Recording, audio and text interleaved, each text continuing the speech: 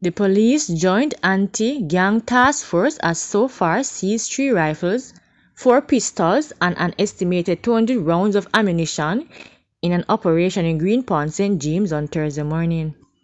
3 suspected key members of the notorious Only the Family gang has so far been held by the cops in the operation. A senior police source told Observer Online that the operation is still in progress and that the Jamaica Constabulary Force will provide more updates shortly. Police are trying to find the attacker or attackers of a man who was chopped to death on PMP Lane in Anoto Bay, St. Mary on Wednesday night.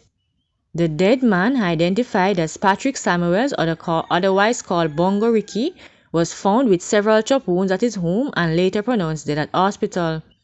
It was reported that around 9:30 p.m. residents heard the now deceased crying out for help from his home. The residents summoned the police, who went to the community, entered Samuel's home and found him with several chop wounds to the head, both hands, chest and back.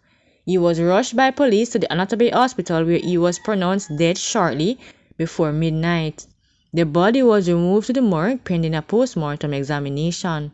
No motive has been established for the attack, the police said. A Manchester woman has been arrested following the seizure of an illegal firearm in the community of Compound in Alligator Pond on Wednesday morning.